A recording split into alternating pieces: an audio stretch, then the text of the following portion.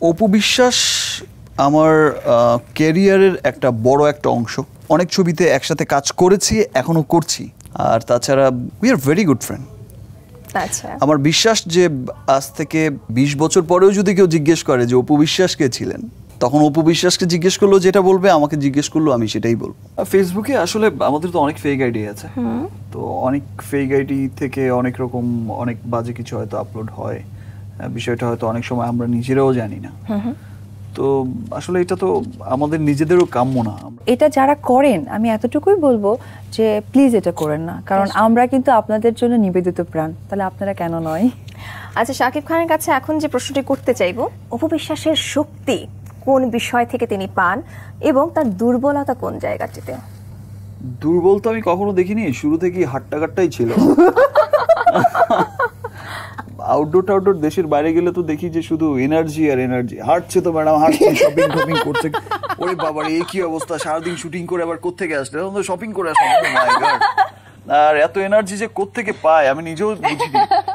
I think এত খায় বলেই মনে হয় পায়। তাহলে বলতে পারি এনার্জি যেটা বলতে পারে সেটাই একটা বড় শক্তি তার জন্য। রাইট। বল এখন আপনার কোর্টে, আপনি একটু শাসনের স্টাইলে একটু বলে ফেলুন না শাকিব খানের কোন কোন বিষয়গুলো একটু পরিবর্তন আনা দরকার।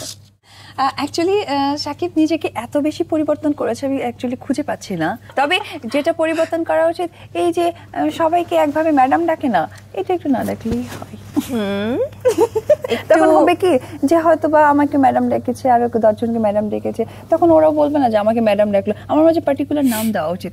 এতগুলো হিরোইন এক্সপেকটেশন রাখতেই পারে। আমার মনে হয় একটা প্রশ্ন এখানে চলে আসে, কাজ তো করেই যাচ্ছেন, তো কোনো একটা পর্যায়ে গিয়ে হয়তো এই বোধটা হতে পারে যে না এখন একটু থামা উচিত। তো এই বিষয়টা নিয়ে আপনারা ভেবেছেন কিনা, বা কবে অবসর নেওয়া উচিত বলে মনে করেন?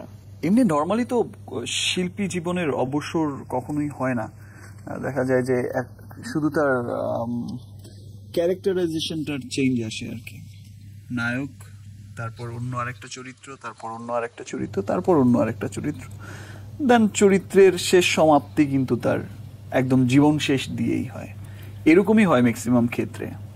বাট আমার একটা প্ল্যান হচ্ছে যে আমি যখন আর কি এই মানে এখান থেকে আমি আর কি অবসর নেব, ফিল করব যে না ফাইন, এখন আর আমাকে আর চাইছে না বা কিছু, তখন আমার আর দেশে থাকারই আর ইচ্ছে নেই। আমি এমন কোথাও চলে যেতে চাই যে ফাইন, সেখানে আমি শুধু আমাকে ফিল করব যে কোনো একটা সময় আমি সুপারস্টার ছিলাম, আমি এই ছিলাম, আমি ওই ছিলাম।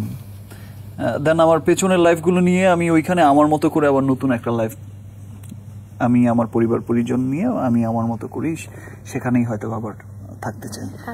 মানে আমার ইচ্ছে সেটা আছে, মানে এখানেই রইলাম, এখানেই থাকলাম, ওই রকম না। আমি এখান থেকেই চলে যেতে চাই, শিফট হয়ে চলে যেতে চাই এমন কোনো জায়গায় যেখানে বলবে না ওকে ফাইন, উনি শাকিব খান একসময় সুপারস্টার ছিলেন আমাদের, এই কথাগুলো যেন আর না শুনতে। আচ্ছা, আমারটা আমি যেন ফিল করি, আর আমার ফ্যামিলি যেন। আমরা সফলতার গল্প বলছি, তো অনেকেই বলেন যে সাফল্যের পেছনে থাকে কিছু ব্যর্থতা, অর্জনের উল্টো পিঠে অনেক সময় থাকে অনেক না বলা কষ্ট। তো কখনো কি এমন মনে হয়েছে, এমন কোনো মুহূর্তে মনে হয়েছে কিনা এই সময়টুকুতে, এই কষ্টের সময়টুকুতে অপু বিশ্বাসের মতো একজন নায়িকা পাশে থাকা আশীর্বাদ?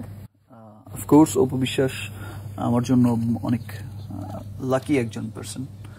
আমরা একসাথে অনেক ছবিতে কাজ করেছি, অনেক চড়াই উতরাইও আমরা দেখেছি, একসাথেই দেখেছি। এমন অনেক বাজে সময় হয়ে গেছে, মনে হয়েছে যে ফাইন, এই বুঝি এবার ঈদ থেকেই বা এই ছবিটি থেকেই বা এই এখন থেকেই বুঝি হারিয়ে যাচ্ছে এরা আর কি, তলিয়ে যাচ্ছে।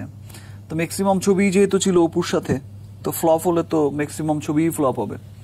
তো একটা দুটা ছবি খারাপও গিয়েছে, আবার থার্ড ফোর্থ ছবি থেকে এমন একটা আবার চেঞ্জ এনে দিয়েছে যে পেছনের দু ফ্লপ ছবিকে ভুলিয়ে একদম আবার ইন্ডাস্ট্রিকেই চাঙ্গা করে দিয়েছে। মানে অপুকে আমার সবসময় এই জন্য মনে হয়েছে যে fine, she is lucky for me.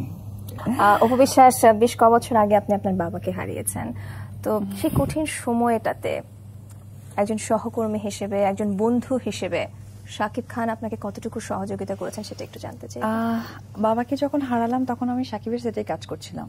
আমি তো বাবাকে হারিয়েছি অবশ্যই, কিন্তু তারপরে আমার দায়িত্বকে তো নিশ্চয়ই হারাইনি, দায়িত্বটা ছিল আমার সিনেমা। তো তখন কিন্তু জাস্ট হাতে গোনা প্রায় 20-25 দিন বাকি ছিল ঈদকে ধরতে, মানে এটা গত বছর ঈদের কথা বলছি। তো সেই মুহূর্তে কিন্তু শাকিবের বেশ কিছু সিকোয়েন্স, ইভেন প্রত্যেকটা গানই বাকি ছিল। তো সেই মুহূর্তে শাকিব আমাকে স্যাক্রিফাইস করেছে আমাকে, কিন্তু ওই মুহূর্তে আমার আসলে সেট থেকে আমি আসছি কিভাবে বা বগুড়াতে গেলাম কিভাবে আমি জানি না। শাকিব গাড়ি ঠাড়ি এবং আমার ডিরেক্টর সবাই মিলে গাড়ি ঠাড়ি ঠিক করে দিয়েছে। সকালে তো জাস্ট খালি বগুড়াতে গেলাম। বন্ধু হিসেবে একজন বিশাল পাওয়া, শাকিব খানের মতো একজন বন্ধুকে পাশে পাওয়া অনেক বড় ব্যাপার।